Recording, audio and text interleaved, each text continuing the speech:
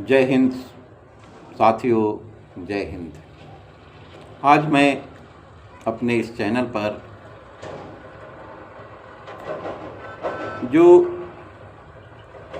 5 राज्य के चुनाव संपन्न हुए हैं, उन 5 राज्यों के चुनाव परिणाम के बाद अपना एक समीक्षा आप सबों के समक्ष मैं प्रस्तुत कर रहा हूँ। उसका भी विश्लेषण करना आवश्यक है, क्योंकि यह चुनाव अपने आप में एक महत्वपूर्ण चुनाव था। इस चुनाव के जो परिणाम सामने आए हैं वह कोई आशा के विपरीत नहीं है। यह लोगों के अनुमान, लोगों ने इस चुनाव पर अपना जो प्रतिक्रिया दिया, उस प्रतिक्रिया के हिसाब से बिल्कुल सत्य प्रतीत हुआ। इस चुनाव में ऐसा माना भी जा रहा था, मैंने भी अपने परीक्षण में यह पाया कि 3 राज्य में भाजपा की सरकार बनेगी और 2 राज्य तमिलनाडु और केरला अन्य के पास जाएगा। परिणाम भी वैसा ही आया। केरल के अंदर भी सरकार बदल गई। केरल में कांग्रेस पार्टी की सरकार बनी। तमिलनाडु में जोसेफ विजय की सरकार बनी। पश्चिम बंगाल में ममता बनर्जी की सरकार को पराजित करके शुभेंदु अधिकारी ने अपना सरकार बनाया और असम के चुनाव में वहाँ के मुख्यमंत्री हिमंत विश्व शर्मा ने अपार बहुमत के साथ जीत दर्ज करके अपनी सरकार भी बनाए जा रहे हैं। लेकिन यह चुनाव अपने आप में एक खास बात है, इसके तरफ भी ध्यान देना जरूरी है। हमारे देश के विपक्ष के बहुत से नेता जो नरेंद्र मोदी से, देश के प्रधानमंत्री आदरणीय नरेंद्र मोदी से अपना मुकाबला कर रहे हैं, और उनका जो यह मुकाबला है वह नरेंद्र मोदी से मुकाबला करने के लायक किसी भी प्रकार से कोई तैयारी उनमें नहीं दिखती। पश्चिम बंगाल के चुनाव में जो हुआ,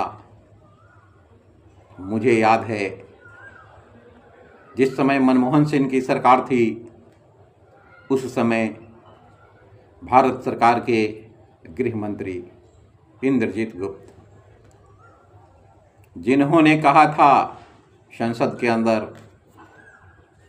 कि लगभग 1.25 करोड़ घुसपैठिया बांग्लादेश का, आसपास के देश का, जो सिर्फ हमारे बंगाल में है। आज चुनाव संपन्न हुए, मतदाता सूची का गहन पुनरीक्षण किया गया। उस सूची में लगभग 1 करोड़ लोगों का नाम कटे, और ये जो नाम कटे कोई और नहीं थे, ये निश्चित रूप से बांग्लादेशियों के नाम कटे हैं। क्योंकि बंगाल की धरती पर जब यह बात आई कि अपने देश का कोई व्यक्ति जिसका नाम कटा हो वह सामने आए, तो नहीं आ रहा है, और ऐसे लोग अपने आवेदन को लेकर के नहीं गए। आज जब चुनाव संपन्न हो गया पश्चिम बंगाल के अंदर, तो आज बांग्लादेश बॉर्डर पर कम से कम यह बात जान करके आज आप सबों को आश्चर्य होगा कि 5 लाख लोग बंगाल छोड़ करके भागने के लिए तैयार हैं। यह बात अपने आप में एक बहुत बड़ा मुद्दा है। पश्चिम बंगाल के अंदर वहाँ पर जो 5 लाख लोग अभी भी बॉर्डर के समीप पड़े हुए हैं, वह भी एक प्रकार से यहाँ पर जो मतदाता पुनरीक्षण का कार्यक्रम जो चल रहा है उसके ऊपर भी यह एक प्रश्न चिन्ह लगा रहा है कि आखिर इतना गहन पुनरीक्षण होने के बावजूद भी ये 5 लाख लोग कैसे यहाँ पर बने रह गए, जो आज चुनाव संपन्न होने के बाद भागने के फिराक में है। उनको यह डर सता रहा है कि यदि हम यहाँ रह गए तो यहाँ के मुख्यमंत्री हमको बख्शेगा नहीं, वह हमको जेल भेज देगा, और जेल के डर से वह सीधा बांग्लादेश सीमा की ओर, बांग्लादेश बॉर्डर के तरफ, बॉर्डर खुलने का इंतज़ार में है कि हम यहाँ से निकल करके भागें। यह भी इस बात को हमारे देश के सभी विपक्षी नेताओं को भी समझना चाहिए था। यदि ये नहीं समझेंगे तो फिर आगे की राजनीति कैसे करेंगे। दूसरी बात, जैसे ही हार होती है और अपनी हार के बाद ये सभी लोग सिर्फ ईवीएम का रोने लगते हैं। आप सबों को बहुत अच्छी तरीके से इस बात का जानकारी है, पता है आप सबों को कि यही मनमोहन सिंह की सरकार ईवीएम के सहारे ही बनी थी। क्या वह चोरी था? वह सरकार चोरी सी बनी थी? ममता बनर्जी की सरकार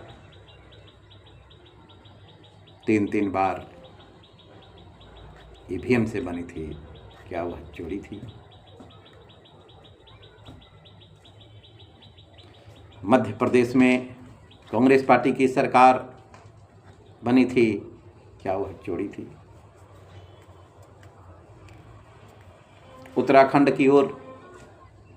उत्तराखंड में भी कांग्रेस पार्टी की सरकार बनी थी, ईवीएम से बनी थी, क्या वह चोरी थी? हिमाचल प्रदेश में कांग्रेस पार्टी की अभी सरकार चल रही है, क्या कांग्रेस के लोग चोरी से या ईवीएम में गड़बड़ी करके वोट लिए? कर्नाटका में उनकी सरकार बनी, क्या यह चोरी के कारण बनी? तेलंगाना में चोरी के कारण कांग्रेस पार्टी की सरकार है, वो भी ईवीएम से बनी। अभी जो चुनाव संपन्न हुए हैं, अभी केरल में क्या वह ईवीएम में गड़बड़ी करके राहुल गांधी अपनी सरकार को बनाए हैं? वही नहीं, बिजू पटनायक के बेटे नवीन पटनायक की सरकार उड़ीसा में बनी, क्या वह भी चोरी थी? आम आदमी पार्टी की सरकार दिल्ली में बनी, क्या वह भी वोट चोरी से आम आदमी पार्टी की सरकार बनी थी? पंजाब के अंदर बनी, क्या वह भी चोरी से बनी थी? यह सब अपने आप में प्रश्न है। इसलिए अभी भी विपक्ष के नेताओं के पास इस प्रकार का कोई बात नहीं है, साक्ष्य नहीं है, इस प्रकार के किसी भी तरीके का कोई कार्य नहीं है जो जनता के समक्ष जा करके और जनता को अपने पक्ष में गुलबंद कर सके। इसलिए अपना हार का पिटारा सीधा ईवीएम पर फोड़ते हैं और अपने आप को ईवीएम की आड़ में बचने का प्रयास करते हैं। मैं आज अपने इस वीडियो के माध्यम से देश के वैसे सभी लोगों से जो ईवीएम का रोना रोते हैं, उनको पूछना चाहिए कि ये विपक्षी नेता जो अपनी बात को जनता के समक्ष सीधी तरीके से कह नहीं सकते, सीधी तरीके से अपनी बातों को जनता के समक्ष ले नहीं जा सकते, मंच और माइक लगा करके अपनी बातों को जनता को सुना नहीं सकते, ऐसे लोग अपनी हार का जिम्मा सिर्फ दूसरों के ऊपर थोपते हैं। कई ऐसे नमूने देश के अंदर हैं, उन नमूनों के कारण आज विपक्ष की जो राजनीति है चमकने के बजाय उनका सितारा गर्दिश में होता जा रहा है, उन पर धुंध पड़ता जा रहा है, उनकी राजनीति का पटाक्षेप होता जा रहा है। देश के किसी भी हिस्से से शुरू किया जाए, विपक्ष के नेताओं की राजनीति सही दिशा की ओर नहीं जा रही है। इसलिए विपक्ष के सभी नेताओं को यह बात ध्यान से सुनना है और समझना है। कांग्रेस पार्टी जो अपने आप को संविधान का रखवाला कहता है, 74 का समय नहीं भूला जा सकता है कि पूरे देश को डार्क में रख करके अपनी सत्ता का परचम और लहराए। इसका सारा खेल जो है सो कांग्रेस पार्टी खेलती रही है और उसके आड़ में देश के अंदर और भी बहुत से पार्टियां हैं जो खेल रही है। उसको अपने अंदर झांकने की ज़रूरत है।